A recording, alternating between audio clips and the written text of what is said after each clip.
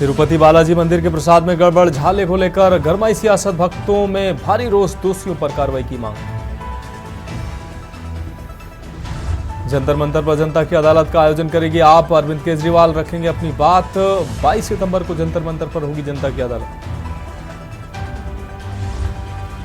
छत्तीसगढ़ के सरगुजा में राहुल गांधी के खिलाफ एफआईआर। आपको बता दें, सिख समाज पर दिए गए बयान के खिलाफ बीजेपी ने शिकायत दर्ज कराई। लालू यादव के खिलाफ सीबीआई केस की मंजूरी। लैंड फॉर जॉब मामले में केंद्र सरकार ने मुकदमा चलाने की दी इजाजत। Kolkata rape murder, junior doctor CBI office तक मार्च करेंगे, कल से ड्यूटी पर लौटेंगे। बोले सरकार ने वादे पूरे नहीं किए तो फिर करेंगे हड़ताल। और महाराष्ट्र के नंदुरबार में धार्मिक जुलूस पर पथराव, उपद्रवियों ने घर गाड़ियों में आग लगाई, पुलिस ने आंसू गैस के गोले दागे, 7 लोग घायल। आप देख रहे हैं के न्यूज़, खबरों का सारथी। नमस्कार, देश की बात में आपका स्वागत है। मैं हूं मनोज मानस और अब खबरें विस्तार से। हम खबर से बुलेटिन की शुरुआत करते हैं। आंध्र प्रदेश के तिरुपति बालाजी मंदिर के प्रसाद में कथित तौर पर जानवरों की चर्बी मिलने का मामला गहराता जा रहा है। देश भर में इस घटना की निंदा की जा रही है। प्रसाद में उपयोग होने वाले घी की जांच रिपोर्ट सामने आई है, जिसमें मछली के तेल और जानवरों की चर्बी मिलाने का इस्तेमाल की बात सामने आई है। आपको बता दें कि इस पूरे घटनाक्रम से पूरे देश के संतों में नाराजगी देखने को मिल रही है। संत कह रहे हैं कि तत्काल प्रभाव से मंदिर का ट्रस्ट बोर्ड भंग कर दिया जाना चाहिए, चूंकि ये मामला सीधे तौर पर करोड़ों श्रद्धालुओं की आस्था से जुड़ा है। ऐसे में सवाल है कि पवित्र प्रसाद में किसने और क्यों मिलावट की है, जांच किसने कराई, किस लैब ने जांच की है, रिपोर्ट में क्या खुलासा हुआ है, ये सब बेहद अहम है। वाईएसआरसीपी ने नायडू पर राजनीति के लाभ के लिए जघन्य आरोप लगाने का दावा किया है। वहीं टीडीपी लैब रिपोर्ट के जरिए जगन मोहन की पार्टी को घेर रही है।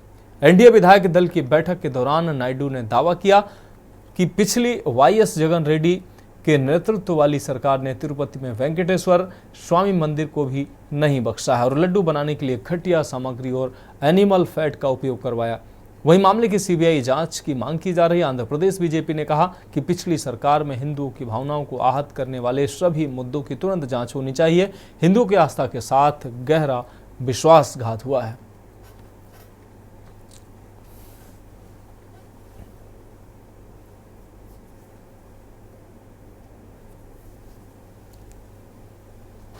तिरुपति इतना पवित्र मंदिर है जो कि पूरा संसार, भारत देश तो है ही है, जो कि इनका लाख लाख रुपए टिकट खर्च करके भी दर्शन करने आते हैं। और इतना पवित्र जगह है, उस जगह में जगन मोहन रेड्डी साहब ने वहाँ पे भी जो चर्बी आती है ना सुअर की, फिश की, वो पूरा तेल मिला के लड्डू में, जैसे पहले नंदिनी घी आता था, नंदिनी घी बहुत अच्छा था और घी से, गाय के घी से ही लड्डू तैयार होते थे, उसका टेस्ट भी बहुत अच्छा आता था। और पूरा विश्व भर में तिरुपति लड्डू फेमस है, इतना फेमस है तिरुपति लड्डू, अगर दिख जाए तो पूरा लड्डू खाने का मन होता है। इसमें गाय का मांस, वो फिश का तेल सब मिला है। तो ये जगन मोहन रेड्डी साहब क्या करना चाहते हैं? सिर्फ हिंदुत्व को क्रिश्चियन करना चाह रहे हैं या फिर पूरा भ्रष्टाचार कर दिया उन्होंने? इसके लिए चंद्रबाबू नायडू साहब से विनती करता हूँ कि आप कड़क से कड़क कार्रवाई कीजिए। देखिए, तिरुपति का प्रसादम का जो मामला आया है, अब मुझे लगता है कि इसमें अब सीबीआई की जांच की आवश्यकता है। मैं 2 साल पहले तिरुपति गया था, सिरजा करके एक वहाँ महिलाओं की बड़ी गठ है, 3 लाख महिलाओं की, वो फार्मर प्रोड्यूसर कंपनी बना के रखा, उनसे वो घी नहीं लेते थे और पता किया कि वो घी कहते हैं कि मुझे बहुत कम दाम में मिलता है। तो 320 रुपये में घी कभी मिल ही नहीं सकता, वो चर्बी का ही घी हो सकता। इसीलिए सीबीआई को अब जांच करनी चाहिए कि टीडीपी जो ट्रस्ट है उसके 20,000 करोड़ रुपए का वर्थ, लिक्विडेटेड वर्थ है, वो आखिर प्रसादम में घी के पैसे कितने गए, कितने रुपये का था, ये अब जरूरत है सीबीआई से जांच की। हिंदुओं के सबसे अधिक पवित्रतम और सबसे अधिक तीर्थयात्रियों द्वारा पूजित तीर्थस्थल तिरुपति के मंदिर में भक्तों को बांटे जाने वाले प्रसाद में जिस प्रकार से अपवित्र पदार्थों के शामिल करने की सूचना मिली है, पूरा हिंदू समाज इससे बड़ा व्यथित है, बहुत आहत है। हिंदुओं की भावना के साथ इस प्रकार का खिलवाड़ जानबूझकर और एक लंबे समय तक किया गया, इससे पूरे हिंदू समाज में एक आक्रोश की लहर है और हिंदुओं की आस्थाओं पर बार बार इस प्रकार की चोट करते रहना अब हिंदू समाज को सहन नहीं होगा। विश्व हिंदू परिषद यह पुरजोर मांग करती है कि भगवान तिरुपति के मंदिर के प्रसाद में जिस प्रकार की सूचनाएं आ रही हैं कि उसमें विभिन्न जानवरों का मांस सम्मिलित किया जाता था, यह बहुत ही घृणित कार्य है और असहनीय है। हम मांग करते हैं कि इस घटना की एक पूरी तरह से निष्पक्ष जांच होनी चाहिए और न सिर्फ इस प्रकार के घृणित और कुकृत्यों पर रोक लगनी चाहिए, बल्कि जो व्यक्ति या अधिकारी इस प्रकार के निर्णय लेने और उनको क्रियान्वित करने के लिए जिम्मेदार हैं, उत्तरदायी हैं, उनके विरुद्ध आपराधिक कार्रवाई करनी चाहिए। अब रुक करेंगे अगली अहम खबर का। हरियाणा विधानसभा चुनाव के तहत आज आम आदमी पार्टी ने जगाधरी में भव्य रोड शो का आयोजन किया है। इस रोड शो में दिल्ली के पूर्व मुख्यमंत्री और आप के राष्ट्रीय संयोजक अरविंद केजरीवाल ने भाग लिया। दिल्ली आपको बता दें, केजरीवाल की मौजूदगी से रोड शो में जनता का उत्साह चरम पर था, जिसमें हजारों समर्थकों ने हिस्सा लिया। रोड शो में मुड़ी भीड़ से ये साफ है कि आम आदमी पार्टी प्रदेश के चुनावी समीकरणों में अहम भूमिका निभा सकती है।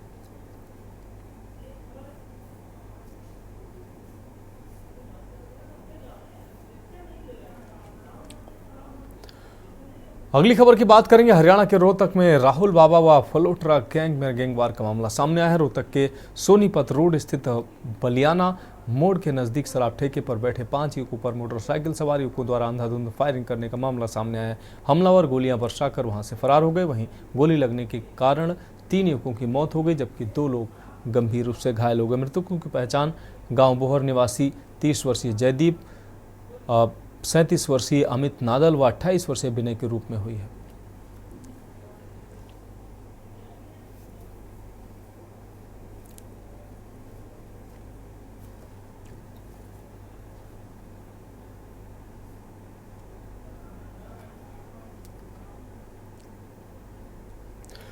बढ़ेगी अगली खबर की ओर। केंद्रीय गृह मंत्री अमित शाह ने झारखंड के साहिबगंज में एक जनसभा को संबोधित करते हुए राज्य की झारखंड मुक्ति मोर्चा सरकार और मुख्यमंत्री हेमंत सोरेन पर जमकर निशाना साधा। इस दौरान उन्होंने झारखंड सरकार को देश में सबसे भ्रष्ट सरकार बताया। उन्होंने कहा कि आज झारखंड भाजपा अपनी परिवर्तन यात्रा शुरू कर रही है। ये यात्रा झारखंड के गांव गांव तक जाएगी और बदलाव का संदेश देगी।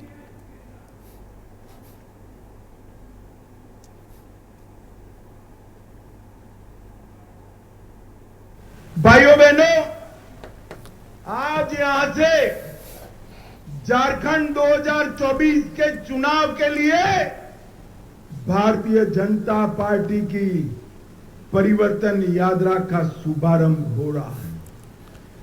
ये परिवर्तन यात्रा आने वाले दिनों में झारखंड के गांव गांव में जाएगी, घर घर को पहुंचेगी और एक परिवर्तन का संदेश देगी।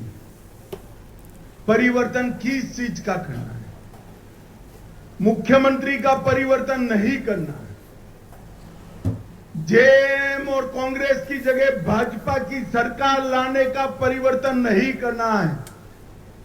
परिवर्तन करना है ये भ्रष्टाचारी सरकार हटाकर भ्रष्टाचार रोकने वाली सरकार लाने का परिवर्तन करना है।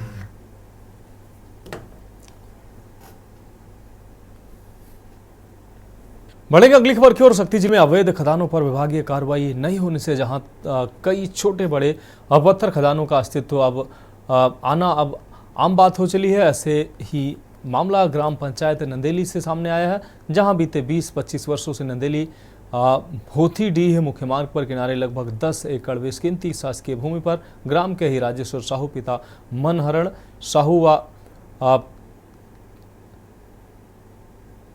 बेजा कब्जा कर बिना किसी शासकीय अनुमति के पत्थर खदान संचालित किया जा रहा है। उक्त खदान में पत्थर तोड़ने के लिए ब्लास्टिंग किया जा रहा है, जिससे मुख्य मार्ग के साथ ही आसपास मौजूद मकान भी क्षतिग्रस्त हो रहे हैं। इसके अलावा 3 वर्ष पहले इसी खदान के बल्बे से टकराने से एक पिकअप वाहन पलट गया था और चालक की मौके पर ही मौत हो चुकी है। सभी ग्रामवासी हैं नंदेली के। यहाँ पे पिछले कई वर्षों से अवैध रूप से शासकीय भूमि को कब्जा करके अवैध रूप से पत्थर खनन किया जा रहा है, जिसकी शिकायत हम लोग कई बार अनेकों बार किए जा चुके हैं। और चाहे कलेक्टर हो, चाहे SDM हो, चाहे तहसीलदार हो, चाहे माइनिंग हो, सब में हम लोग शिकायत कर दिए हैं, लेकिन आज तक किसी प्रकार की कार्यवाही नहीं हुई है। इतने शिकायत करने के बाद भी कोई अधिकारी यहाँ आज तक के नहीं आए हैं। आज भी यहाँ पे JCB लगा हुआ। अब रुक करेंगे अगली अहम खबर का मेरठ से। अगली अहम खबर जहां भाजपा नेताओं ने फूका है राहुल गांधी का पुतला। OBC आरक्षण समाप्त करने को लेकर दिया था बयान से नाराज कार्यकर्ताओं ने राहुल गांधी का पुतला फूका है। दर्जनों की संख्या में एकत्रित होकर नारेबाजी भी की गई है। अमेरिकी दौरे के दौरान राहुल गांधी के द्वारा दिए गए बयान से आक्रोशित कार्यकर्ताओं ने प्रदर्शन किया है। बेगमपुर चौराहे पर एकत्रित होकर विरोध प्रदर्शन किया है। तो दर्जनों की संख्या में एकत्रित होकर नारेबाजी करते नजर आए हैं बीजेपी कार्यकर्ता। बयान से नाराज होकर कार्यकर्ताओं ने राहुल गांधी का पुतला फूका है। दर्जनों की संख्या में एकत्रित होकर नारेबाजी की गई है।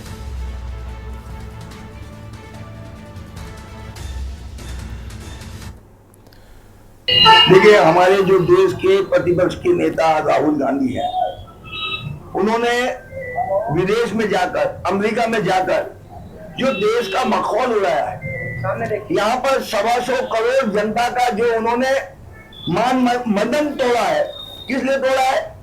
आज वो जाकर वहां परंपराओं के खिलाफ बात करते हैं, संस्कार के खिलाफ बात करते हैं, यहाँ के लोकतंत्र के खिलाफ बात करते हैं, कहते हैं यहाँ चुनाव सही नहीं हुए। अरे आप विदेश में जाकर भारत की अंदरूनी बातों को कहेंगे तो भारत का पूरे देश के अंदर, पूरे विश्व के अंदर क्या प्रभाव पड़ने वाला है?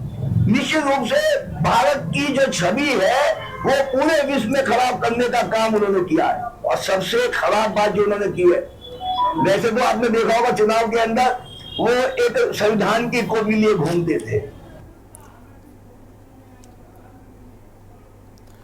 अगली खबर का रुख करेंगे सीतापुर से। अगली खबर जहां के न्यूज की खबर का दमदार असर हुआ है। 4 माह पूर्व सऊदी गए युवक बुरी तरह फंसे हैं। गुहार लगाते युवकों का वीडियो हुआ था वायरल। सऊदी में मौजूद भारतीय दूतावास ने दिया टोल फ्री नंबर जारी कर युवकों के बारे में मांगी गई है जानकारी। ईमेल से भारतीय दूतावास ने मांगे हैं युवकों के दस्तावेज। परिजनों में युवकों को घर वापस लाने की जगी है आस। सीतापुर के पैंतेपुर और सिरोली इलाके के हैं ये युवक। तो सऊदी में मौजूद भारतीय दूतावास ने संज्ञान लिया है। नंबर जारी कर युवकों के बारे में मांगी गई है जानकारी। ईमेल से भारतीय दूतावास ने मांगे हैं युवकों के दस्तावेज। परिजनों में युवकों को घर वापस लाने की आस जगी है। अगली अहम खबर मैनपुरी से, जहां अवैध शस्त्रों और कारतूसों को नष्ट किया गया है। 24 अवैध शस्त्र व 39 कारतूस नष्ट किए गए। भारी हथौड़ों से तोड़कर नष्ट किए गए अवैध शस्त्र। 2,39,000 कीमत के शस्त्र नष्ट किए गए। थाना कुर्रा में दर्ज मुकदमों के शस्त्रों को नष्ट किया गया है। कोर्ट के आदेश पर हुई विनिस्तीकरण की कार्रवाई।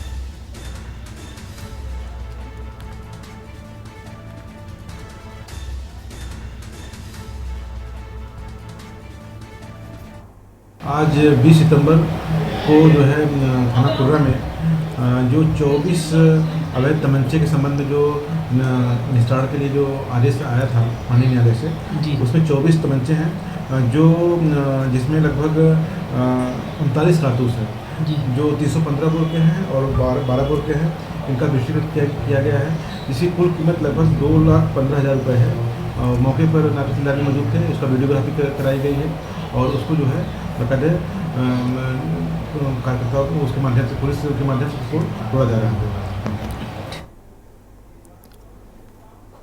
अगली खबर का रुख करेंगे फतेहपुर से। अगली खबर जहां पानी की टंकी से गिरकर मजदूर की मौत हुई है। हर घर नल और हर नल जल योजना के तहत बन रही थी टंकी, बगैर सुरक्षा मानकों के हो रही बड़ी टंकी का निर्माण। टंकी के निर्माण में बढ़ती जा रही घोर लापरवाही, गरीब मजदूरों की जान से खिलवाड़ कर रहे हैं ठेकेदार। लाखों की लागत से बनकर तैयार हो रही थी टंकी। आपको बता दें, टंकी से गिरकर मजदूर की मौत से हड़कंप मच गया है। पुलिस ने शव को कब्जे में लेकर पोस्टमार्टम के लिए भेजा है। राधानगर थाना क्षेत्र के रमुआ गांव का ये पूरा मामला है। तो गरीब मजदूरों की जान से लगातार ठेकेदार खिलवाड़ कर रहे हैं। लाखों की लागत से बनकर तैयार हो रही थी टंकी। टंकी से गिरकर मजदूर की मौत से हड़कंप मच गया है। पुलिस ने शव को कब्जे में लेकर पोस्टमार्टम के लिए भेजा है। लाखों की लागत से बनकर तैयार हो रही है टंकी।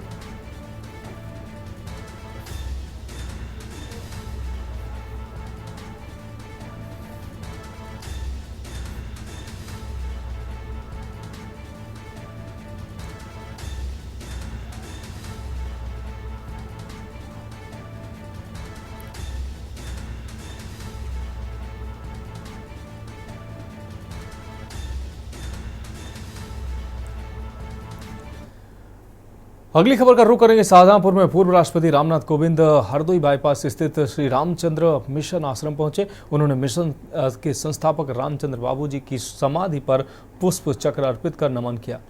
2 मिनट का मौन भी रखा। पूर्व राष्ट्रपति रामनाथ कोविंद संस्थापक श्री रामचंद्र जी के महाराज के आवास पर भी पहुंचे। उन्होंने बाबूजी के जीवन के बारे में लोगों से बात की। उन्होंने लोगों से पूछा कि बाबूजी से किसने मुलाकात की थी। उन्होंने बाबूजी से मिलने वाले लोगों से बातचीत की। लोगों ने बताया कि श्री रामचंद्र मिशन बाबूजी से अक्सर मुलाकात होती थी। राष्ट्रपति ने कहा कि बाबूजी रुपए का इस्तेमाल बहुत सोच समझ कर करते थे। उन्होंने अभ्यासियों से कहा कि ये स्थान तीर्थ स्थल समान है। उन्होंने अभ्यासियों के सुखद और स्वस्थ जीवन की कामना की।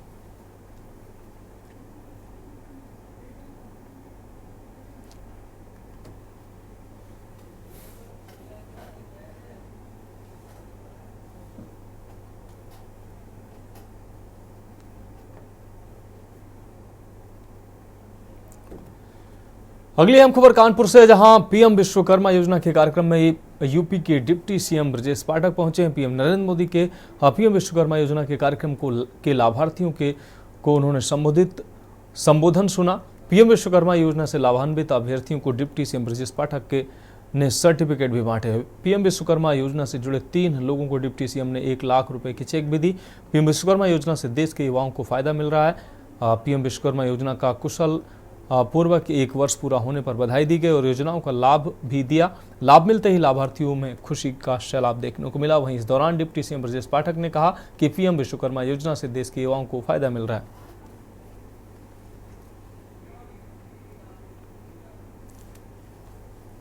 देश की करोड़ों जनता से सीधे जुड़ करके कर्मा कर्मकारों को संबोधित किया गया है। कानपुर में हम सब यहाँ इकट्ठा है, बड़ी संख्या में कर्मकारों को ऋण भी स्वीकृत किए गए हैं। उनको प्रमाण पत्र यहाँ से प्रदान किए गए, प्रमाण पत्र भी प्रदान किए गए। ऐसे अवसर पर पीएम विश्वकर्मा योजना के 1 वर्ष पूरे होने पर पूरे प्रदेश वासियों को बहुत बहुत बधाइयां और शुभकामनाएं देता हूं। आदरणीय प्रधानमंत्री नरेंद्र मोदी जी का हृदय से आभार प्रकट करता हूं और संस्थान के डिप्टी डायरेक्टर साहब, उनकी पूरी टीम को, कानपुर के हमारे सभी जनप्रतिनिधियों को, विशेष रूप से हमारे क्षेत्र के स्थानीय विधायक आदरणीय पैठानी जी, कल्याणपुर की लोकप्रिय विधायक आदरणीय नीलिमा कटियार जी, इस व्यवस्था के हमारे एम्बेसडर जो वहां हैं, जो हमारे विश्वकर्मा भाई बहनों को सीधे इस योजना से जोड़ने का काम करते हैं। ये विश्वकर्मा योजना है, तो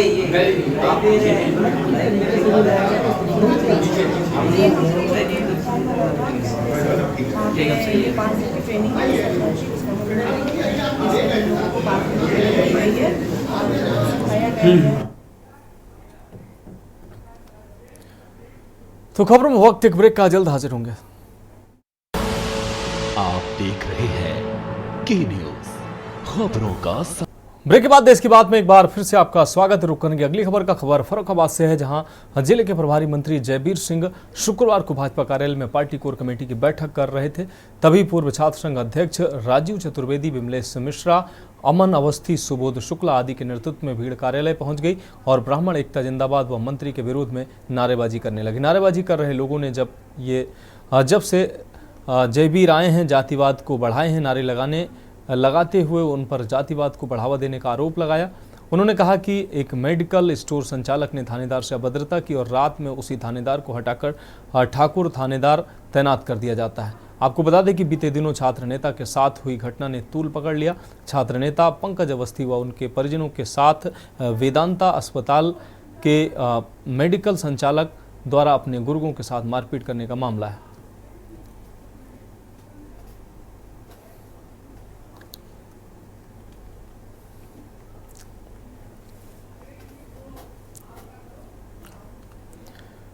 अगली खबर का रुख करेंगे। खबर बाराबंकी से है, जहां जिले के प्रभारी मंत्री व राज्य मंत्री कारागार सुरेश राही फतेहपुर तहसील का भ्रमण करने पहुंचे। तहसील पहुंचे प्रभारी मंत्री सुरेश राही को राजस्व अधिकारियों ने पुष्प गुच्छ भेंट कर स्वागत किया। वहीं पुलिसकर्मियों ने गार्ड ऑफ ऑनर दिया। प्रभारी मंत्री ने तहसील सभागार में तहसील स्तर के अधिकारियों सहित पार्टी कार्यकर्ताओं से बैठक की। सरकार के विकास कार्यों, गौशाला के बारे में अधिकारियों से जानकारी ली। गौशालाओं के ढुलमुल जवाब पर संबंधित अधिकारियों को व्यवस्था सुधारने के निर्देश दिए। प्रभारी मंत्री ने कल 65 वर्षीय बुजुर्ग की जमीन विवाद के तहत न्याय न मिलने व महीनों से अधिकारियों के चक्कर काटने के बाद प्रताड़ित आत्महत्या के मामले में जांच करने की बात कही।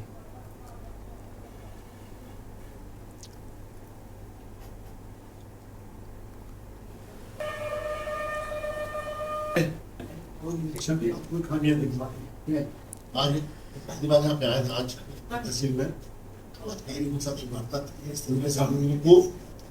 बाराबंकी जगह को आगे बढ़ा के देना है। हम लोग मिल के आगे समझाएं बाराबंकी को आगे बढ़ाते हैं। सरकार की जो योजनाएं हैं आम जनता तक निचले स्तर तक कैसे पहुंचाए, हम लोग आज इस विषय में चर्चा कर रहे थे। सबने सहयोग का वादा किया है कि हम लोग सरकार की सारी योजनाएं आम जनता तक पहुंचाएंगे। मंत्री इसमें क्या कार्रवाई करने के लिए देखता हूँ, जो भी कार्रवाई होगी अगली खबर आगरा से, जहां समानता दल संगठन के विस्तार के लिए राष्ट्रीय समानता दल आने वाली 22 सितंबर को ताज नगरी आगरा में राष्ट्रीय कार्यकारिणी की बैठक का आयोजन करने जा रही है, जिसमें पार्टी के प्रमुख पदाधिकारी मौजूद रहेंगे। इसी बैठक के संदर्भ में पार्टी पदाधिकारियों ने प्रेस वार्ता कर जानकारी दी। राजनीतिक सहभागिता को और मजबूत करने के उद्देश्य और संगठन विस्तार को लेकर राष्ट्रीय समानता दल और सक्रिय होने जा रहा है, जिसको लेकर पार्टी की राष्ट्रीय कार्यकारिणी की एक महत्वपूर्ण बैठक का आयोजन ताजनगरी आगरा में आगामी 22 सितंबर को किया जा रहा है, जिसमें पार्टी के राष्ट्रीय अध्यक्ष सहित सभी महत्वपूर्ण पदाधिकारी मौजूद रहेंगे। इस बैठक में पार्टी के विस्तार को लेकर चर्चा की जाएगी। इसी के साथ पार्टी से ज़्यादा लोग कैसे जुड़े इस पर भी विचार विमर्श किया जाएगा।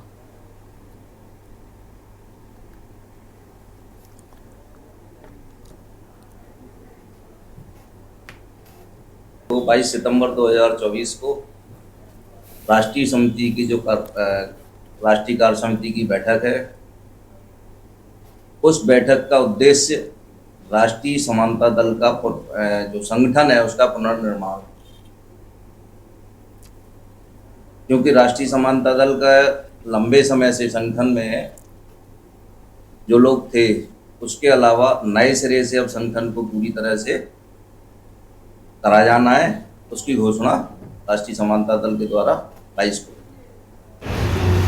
लौटा चौराहे पर 22 सितंबर 2024 को आयोजित की गई है। उसी संबंध में आज सभी प्रेस के साथियों को आमंत्रित किया गया है और उद्देश्य है हमारा 22 को कार्यक्रम हो रहा है उसका। अब रुक करेंगे अगली खबर का खबर जालौन से, जहां भारतीय किसान संघ उत्तर प्रदेश के प्रदेश अध्यक्ष के नेतृत्व में एक अधिवेशन का आयोजन किया गया, जिसमें प्रांत के भारी तादाद में किसान मौजूद रहे और अपनी मांगों को लेकर उन्होंने कलेक्ट्रेट पहुंचकर ज्ञापन भी दिया है। आपको बता दें, भारतीय किसान संघ उत्तर प्रदेश के प्रत्येक अध्यक्ष अपने अपनी मांगों को लेकर एक अधिवेशन का आयोजन किया, साथ ही कलेक्ट्रेट परिसर पहुंचकर ज्ञापन दिया।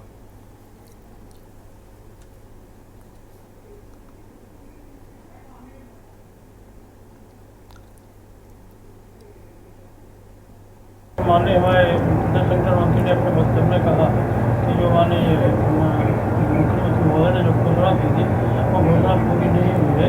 हम उसके लिए जो है अभी उनको लिख के भी दिया है और जो अनेक उन्होंने जो सदस्य लगाई थी उनकी मतलब हम लोगों ने विरोध किया है और आगे भी उसका विरोध करके जो अगर वो शांति से नहीं हो तो हम उसके लिए धरना प्रदर्शन सारी चीज़ें करेंगे।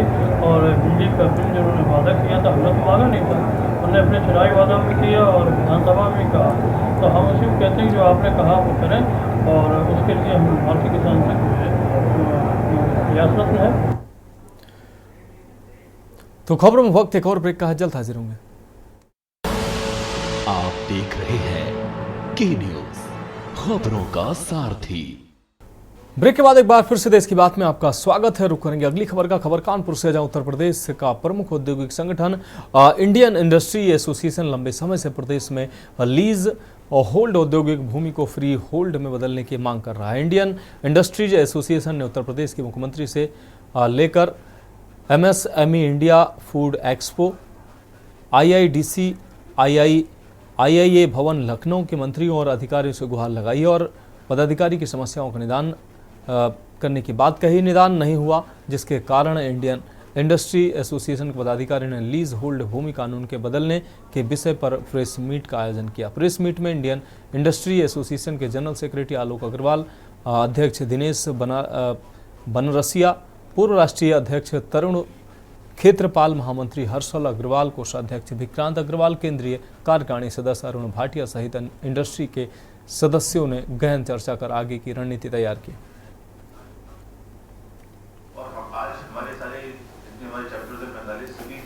आज हमारा मुख्य विषय है अपने प्रदेश की 154 इंडस्ट्रियल एरियाज को लीज होल्ड से फ्री होल्ड करना। हमारा सरकार से कहना है कि सरकार ने जब SIDC का डेवलपमेंट SIDC बनाए गए थे 1956 में, उसका ऑब्जेक्टिव रखा था कि हमको लैंड एक्वायर करना है और लैंड एक्वायर करके इंडस्ट्री को सपोर्ट करना है, इंडस्ट्री को लैंड फ्री ऑफ कॉस्ट या नो प्रॉफिट एंड लॉस पे देना है।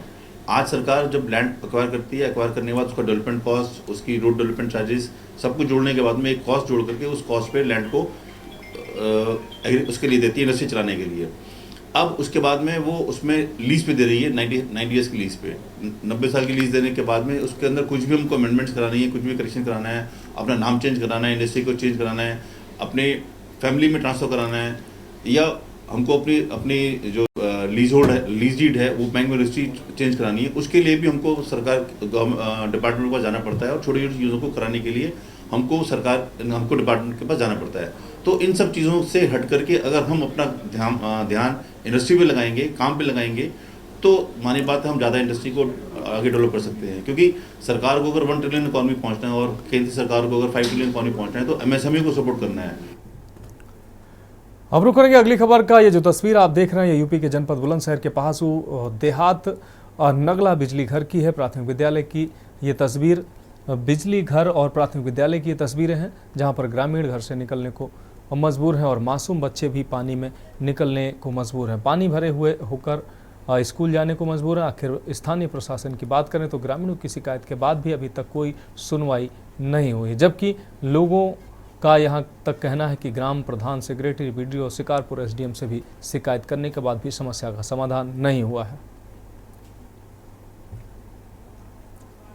इस वक्त मैं मौजूद हूँ जनपद बुलंदशहर के पहासू थाना क्षेत्र के गांव नंगला बिजली घर और प्राथमिक विद्यालय बिजली घर पर देखिए तस्वीर। इस वक्त मैं मौजूद हूँ जनपद बुलंदशहर के पहासू थाना क्षेत्र के गांव नंगला बिजली घर और प्राथमिक विद्यालय बिजली घर पर देखिए अगर तस्वीरों की बात करें तो तस्वीर बहुत ही भयानक तस्वीर है। अगर बात की जाए देखिए तमाम लोग नगरा बिजली घर के पानी में निकलने को मजबूर है। अगर बच्चों की बात करें स्कूल के तो स्कूल के बच्चों में भी निकलने को जो पानी में से निकलने को बहुत ही बुरी तरह से मजबूर है। अगर आखिरकार जो जिस तरह से लगातार बीमारी जो फैल रही है, उत्तर प्रदेश के मुख्यमंत्री ने तमाम जल भराव की स्थिति से निपटने के लिए अधिकारियों को पहले ही अवगत करा दिया गया था कि कहीं भी कोई भी जल भराव नहीं होने पाए। लेकिन अगर यहाँ के जो लोगों का जो कहना है, उनका कहना यह है कि लगातार शिकायत करने के बाद भी अभी तक जल भराव की स्थिति को दूर नहीं किया गया है। जबकि अगर प्रधान की बात करें तो प्रधान ने आंखों पर पट्टी बांध रखी है। बीडीओ की बात करें तो बीडीओ भी पूरी तरह से शिकायत करने के बाद भी अभी तक बीडीओ ने भी किसी तरह की कोई भी कार्रवाई नहीं की है।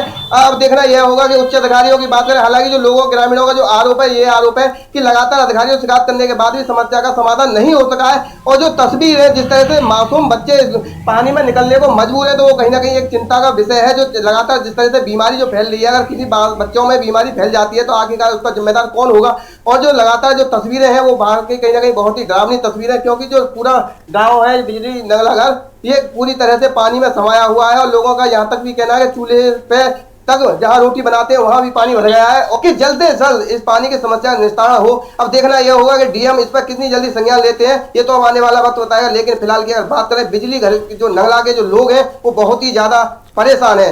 अनिल मीना के समस्या है, जल भराव की स्थिति बनी है। आप देख रहे हैं विद्यालय में पानी काफी हद तक घुसा हुआ है और यहाँ भी पानी भरा हुआ है काफी। अच्छा, जल भराव को लेकर आपने अपने उच्च अधिकारियों को तो अगर जिस तरह से बच्चे हैं जो पानी में आने को मजबूर हैं, अगर कोई बच्चा बीमार हो जाता है, कोई बीमारी का हमने अपनी तरफ से इन्फॉर्म कर दिया है। क्या नाम है दादा आपका? सुरजन सिंह। कहाँ के रहने वाले हैं? नगला बिजली घर। दादा ये चारों तरफ पानी भरा हुआ है, किस तरह की समस्या है इससे? इससे तो इतनी बड़ी समस्या है, सारे बच्चे बीमार हैं, मतलब लोगों को निकलने में परेशानी है, सांप तक के घर में घुस रहे हैं और भी बहुत सारी समस्याएं हैं। अच्छा, यहाँ देखा जा रहा है निकलने में पैर खराब हो गए लोगों के, सड़ गए पैर भी सड़ गए। अच्छा, डूब रहे हैं, बालक तंतनी से लेकर बालक डूब रहे हैं और घंटों में पानी भर रहा है। क्या करें, कैसे करें, मर जा कहूँ जा करेंगे, हम तो रोड जाम करेंगे साहब अगर हमारे नहीं कल पूरे दिन वहाँ धरना दे के बैठे रहे। क्या नाम है अम्मा जी आपका? कहाँ के रहने वाले हो? अच्छा अम्मा, किस तरह की समस्या आ रही है यहाँ? समस्या क्या, आप सगरी समस्या देख रहे हैं। आप बताओ पानी कितना पानी आ रहा है। समस्या बहुत आ रही है। अब देखिए, आप देख सकते हैं क्या हाल हो रहा है, स्कूल का भी हो रहा है, यहाँ भी बाहर का भी हो रहा है।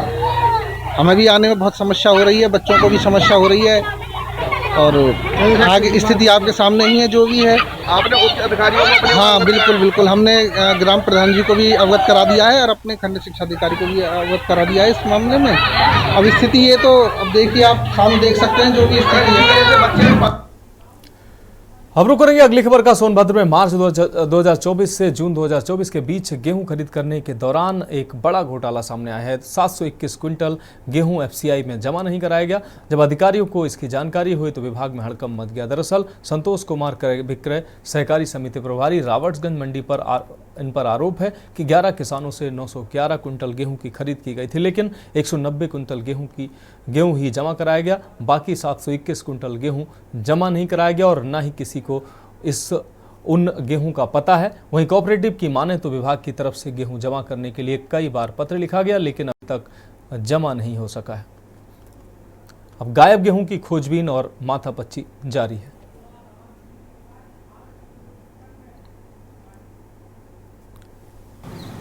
दिनांक 18/9/2024 को प्रार्थना पत्र ये जिला प्रबंधक पीएसयू बाल विक्रय कोऑपरेटिव सोसाइटी मंडी के विरुद्ध थाना रॉबर्ट्सगंज को दिया गया है, जिसमें उनके द्वारा आरोप लगाया गया कि जो केंद्र प्रभारी संतोष कुमार है उनके द्वारा 721 कुंटल गेहूं को एफसीआई के गोदाम में नहीं पहुंचाया गया, जिसकी कीमत लगभग 16,54,000 है। इस पर थाना रॉबर्ट्सगंज में मुकदमा अपराध संख्या 650/24 अंडर सेक्शन 316(5) BNS दर्ज कर लिया गया है। विवेचना उप निरीक्षक राकेश कुमार सिंह द्वारा की जा रही है। जल्द ही विवेचना का निस्तारण किया। अगली खबर का रुख करेंगे खबर प्रतापगढ़ से, जहां पुलिस की वर्दी का नशा उप निरीक्षक राम कंवल यादव को भारी पड़ गया। प्रतापगढ़ में दारोगा पर शिक्षिका से छेड़खानी का मुकदमा लालगंज कोतवाली में दर्ज किया गया। बताया जा रहा है कि प्रतापगढ़ पुलिस लाइन में तैनात रहे दारोगा का स्थानांतरण नवाबगंज थाने के लिए किया गया है। किया गया था, जिसके बाद दारोगा 19 अक्टूबर को सुबह थाने पर ज्वाइन करने निकला था। अभी टेम्पो पर बैठा ही था कि पीड़िता अपनी बेटी के साथ टेम्पो में बैठी और यात्रा शुरू होने के बाद दारोगा अपने असली रूप में आ गया। साथ में बैठी शिक्षिका से अश्लीलता शुरू कर दी, जिसका विरोध माँ बेटी ने किया तो वर्दी की धौंस और धमकी देने लगा, जिसके चलते डरी सहमी शिक्षिका उसकी बेजा हरकतों को 32 किलोमीटर लालगंज तक सहन करती रहे और वहां उतरकर सीधे कोतवाली पहुंचकर दारोगा राम कंवल यादव के खिलाफ शिकायती पत्र देकर न्याय की गुहार लगाई। इस बात की जानकारी पुलिस अधीक्षक को दी गई तो पुलिस अधीक्षक ने सख्त तेवर दिखाते हुए मुकदमा दर्ज करने का आदेश दिया। दारोगा को नवाबगंज में ही गिरफ्तार कर लिया गया और अदालत के समक्ष पेश कर दिया गया, जहां से उसे जेल भेज दिया गया है। घटना के दौरान दारोगा ने नशे में होने की बात कही जा रही है। राम कंवल यादव को पुलिस लाइन प्रतापगढ़ से थाना नवाबगंज पर इनकी पोस्टिंग की गई थी। यह शिक्षक आज दिनांक 19/9/24 को ऑटो रिक्शा से बैठकर नवाबगंज के लिए जा रहा था। इस ऑटो रिक्शा में एक महिला भी बैठी हुई थी, जिसने थाना लालगंज पर उतर कर यह प्रार्थना पत्र दिया कि एक उपनिरीक्षक जो कि नशे की हालत में था, उसने उसके साथ छेड़खानी एवं दुर्व्यवहार किया है। इस सूचना के आधार पर तत्काल उस उपनिरीक्षक के खिलाफ संगत धाराओं में अभियोग पंजीकृत किया गया।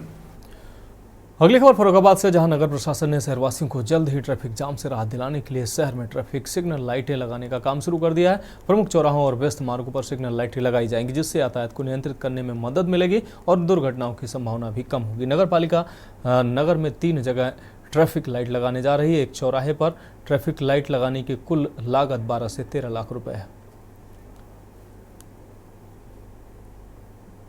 नगर में ट्रैफिक लाइट जो लग रही है 3 स्थानों पर लगेंगे। एक चौक है वहाँ है, एक लाल गेट है और एक फतेहगढ़ चौराहा है। और लगभग 12 से 13 लाख का एक है, एक चौराहा इसी के अमाउंट के अंतर्गत है। और ट्रैफिक लाइट के साथ साथ इस पर कैमरे भी होंगे। कैमरे उस क्वालिटी के हैं जो चालान वगैरह के लिए उपलब्ध रहेंगे। उनको संबंधित विभाग से उसको लिंकेज भी कराया जाएगा। ट्रैफिक लाइट के जो भी पोल लगाए जा रहे हैं उससे शहर की सुंदरता बढ़ेगी, लेकिन सभी को इसका पालन भी करना चाहिए यातायात के नियमों का उसके अनुसार। लेकिन सबसे पहले शहर में जो हमारे यहाँ रोड्स की जो दशा है वो इतनी अच्छी नहीं है, तो इसीलिए सबसे पहले आम नागरिक होने के नाते मैं चाहूँगा कि सबसे पहले जो है जिन पे हम बाइक चलाते हैं, कार चलाते हैं या शहर में आते जाते हैं, तो वो सारे रोड्स की जो कायाकल्प हो और वो बेहतर हो। सबसे पहले यहाँ पे फर्रुखाबाद में ट्रैफिक की समस्याएं बहुत थी, तो नगर पालिका ने ट्रैफिक लाइट की व्यवस्था कराई है। यह बहुत ही सराहनीय कार्य है, उनका हम स्वागत करते हैं नगर पालिका का। मगर ट्रैफिक लाइट के साथ साथ हम ये चाहते हैं जिला प्रशासन से, यहाँ पे हर चौराहे पे डिवाइडर की अलग व्यवस्था होनी चाहिए, जिससे कि सबको पता है कि लाइन इधर की है, ये लाइन उधर की है, उससे ही लाइट का सुचारू रूप से सही तरीके से चल सकेगा ट्रैफिक। अगली खबर का रुख करेंगे। कौशाम्बी जिले के मजनपुर जिला अस्पताल के सामने संचालित एक निजी अस्पताल में प्रसव के दौरान जच्चा बच्चा दोनों की मौत हो गई, जिसकी जानकारी होते ही परिजनों में कोहराम मच गया। वहीं नाराज परिजनों व रिश्तेदारों ने जच्चा बच्चा की मौत के बाद हंगामा किया। पति का आरोप है कि इलाज में लापरवाही की गई, इसी की वजह से मौत हुई है। करारी थाना क्षेत्र के शेषा गांव निवासी मुकेश कुमार की पत्नी सीमा देवी की पेट में दर्द होने पर प्रसव के दौरान उसे गुरुवार की शाम को मजनपुर जिला अस्पताल में भर्ती कराया गया था।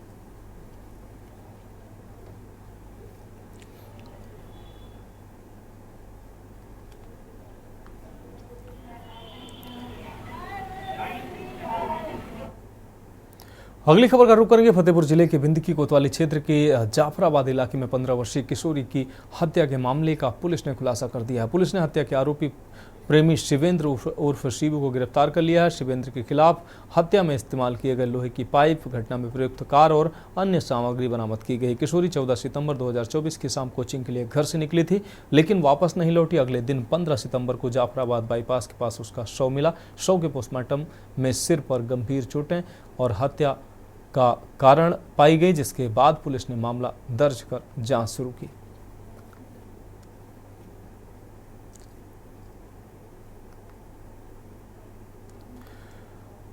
अगली खबर आपको बता दें, अगली खबर बुलंदशहर से, जहां शिकारपुर कोतवाली में तैनात दारोगा ने पत्रकार को वर्दी की रौब दिखाकर रोडवेज बस के ड्राइवर और कंडक्टर के साथ मारपीट की। घटना की पत्रकार कवरेज कर रहा था। कवरेज करने को लेकर दबंग दारोगा चंद्रपाल पत्रकार पर आग बबूला हो गया। सारे नियम कानून को तोड़कर पत्रकार को वर्दी का रौब दिखाने लगे। दारोगा की दबंगई से पत्रकार सदमे में है। पीड़ित पत्रकार ने सीओ शिकारपुर को दारोगा के खिलाफ शिकायती पत्र दिया है। पीड़ित पत्रकार ने उत्तर प्रदेश के मुख्यमंत्री और डीजीपी सहित एसएसपी से दबंग दारोगा के खिलाफ कार्रवाई की गुहार लगाई।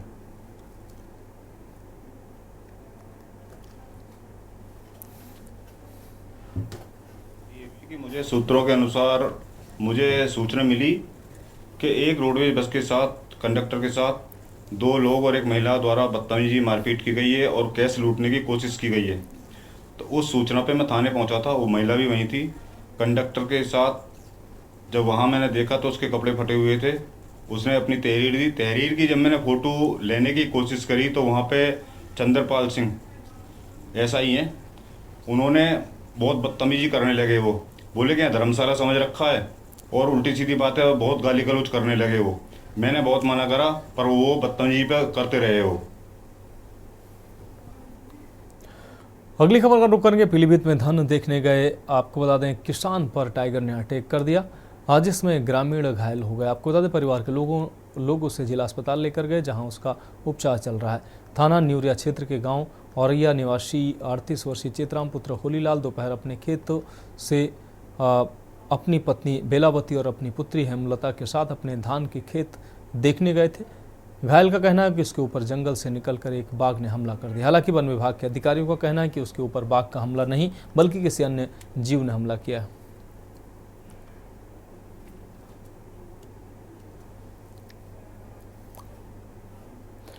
अगली खबर की बात करेंगे। बाराबंकी में नाबालिग बच्ची से अश्लील हरकतें करने के मामले में आरोपी मौलाना को पुलिस ने हिरासत में ले लिया है और मौलाना के खिलाफ विधिक कार्रवाई करते हुए उसे जेल भेज दिया है। मामला नगर कोतवाली इलाके का है, जहां पर एक नाबालिग बच्ची अपने भाई के बीमार होने पर पानी लेकर फूंक कराने मौलाना हबीब अहमद पुत्र स्वर्गीय शहीद अहमद निवासी बेगमगंज के पास गई थी।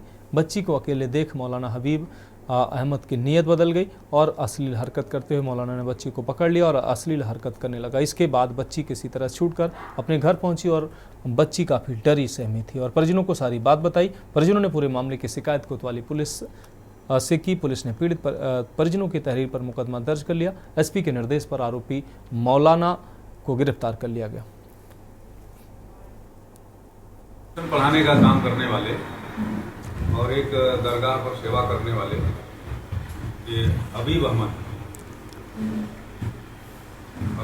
के द्वारा अपने भाई की बीमारी को ठीक कराने के लिए ये कुछ झाड़-फूक का भी काम करते हैं। एक बच्ची इनके यहाँ गई झाड़-फूक के लिए, वहाँ पर इनके द्वारा अश्लील हरकत की गई और सारे तथ्यों के दृष्टिगत छानबीन किया गया। ये जो हबीब अहमद हैं अरेस्ट किए गए, इनके खिलाफ आवश्यक वैधानिक कार्रवाई की जा रही है। आपके माध्यम से लोगों से मैं अनुरोध करना चाहूँगा कि किसी भी तरह के अंधविश्वास में आने की जरूरत नहीं है।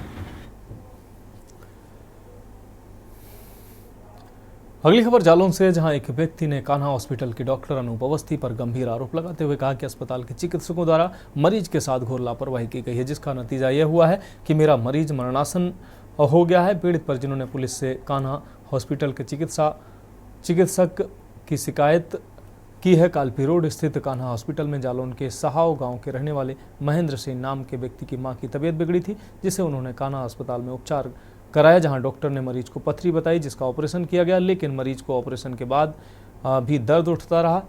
इसके बारे में उन्होंने डॉक्टर को बताया। उन्होंने दर्द का इलाज किया और लेकिन दर्द न बंद हुआ और मरीज की ज़्यादा तबीयत बिगड़ी तो तीमारदारों ने दूसरे अस्पताल में दिखाया। वहां अल्ट्रासाउंड के बाद डॉक्टरों ने कहा कि ऑपरेशन के दौरान कोई कॉटन पेट में छूट गया है, जिसकी वजह से मरीज की तबीयत बिगड़ रही है। इसको लेकर कान्हा हॉस्पिटल से मालिक से जब जाकर कहा तो उन्होंने मरीज को वहां से भगा दिया, जिसकी शिकायत पीड़ित मरीज के परिजनों ने पुलिस से की।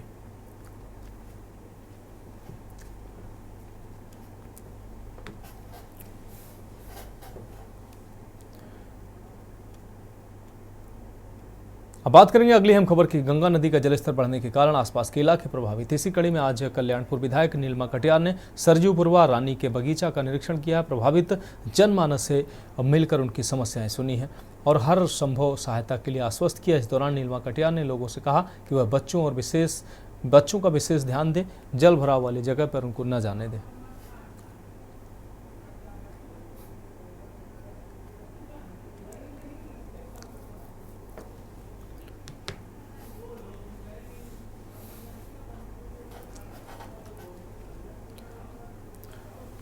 अब रुक करेंगे अगली खबर का। रुड़की के उप जिला चिकित्सालय में आज विधायक प्रदीप बत्रा व पूर्व राज्य मंत्री ठाकुर संजय सिंह ने ई सुविधाओं को मजबूत करने के लिए CSR फंड के माध्यम से 5 कंप्यूटर प्रिंटर समस्त एसेसरीज के साथ प्रदान किए गए, जिससे जिला अस्पताल में आने वाले मरीजों के कार्य जल्द और सुचारू रूप से हो सके।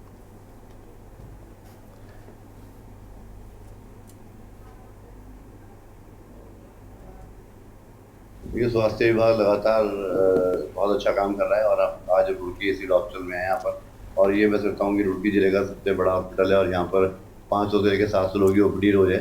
तो इसको लगातार अपडेट करने का कार्य हम लोग करते रहते हैं। पहले यहाँ पर वेंटिलेटर्स आए, उसके बाद ICU यूनिट बना और मदर चाइल्ड हॉस्पिटल बन रहा है। इसी उसमें डॉक्टर कंसल द्वारा मेरे को प्रपोज किया गया था कि हमें कुछ कंप्यूटर चाहिए ऑनलाइन OPD करने के लिए और सभी लैब वगैरह के लिए। मैंने रिक्वेस्ट करी TTK प्रेस्टीज कंपनी से। इन्होंने यहाँ पर CSR फंड से 5 कंप्यूटर्स दिए हैं जो जगह जगह इंस्टॉल होंगे और मैं समझता हूँ काम में तेज़ी भी आएगी और अपडेट काम होगा और मरीजों को इससे लाभ मिलेगा। उप जिला चिकित्सालय रुड़की जो है यह पूरे प्रदेश में पहला चिकित्सालय है एम्स ऋषिकेश के बाद में जिसने कि ये सॉफ्टवेयर हम लोगों ने भारत सरकार से लिया है। तो इसके अंदर हर चीज़ अवेलेबल है। हम लोग कोशिश कर रहे थे पिछले 1 साल से कि पेशेंट की जो भी ब्लड टेस्ट रिपोर्ट्स हैं या रेडियोलॉजी की रिपोर्ट्स हैं वो ऑनलाइन उसको हस्तांतरित हो जाएं, परंतु उसके अंदर हमारा प्रॉब्लम्स आ रही थी।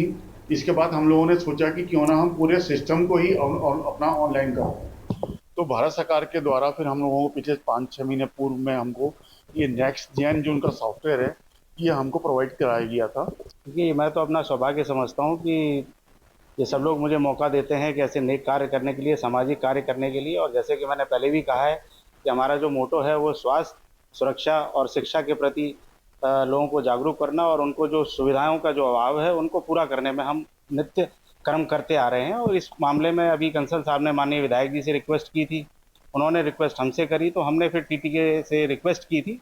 तो ये एक पूरी चेन है जिसके माध्यम से हमारी रिक्वेस्ट को सुना गया TTK की मैनेजमेंट के द्वारा, और मैं आभार व्यक्त करता हूं उनके प्लांट हेड का, उनके अकाउंट्स हेड का।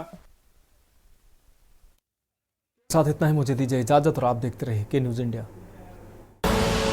आप देख रहे हैं के न्यूज़, खबरों का सारथी।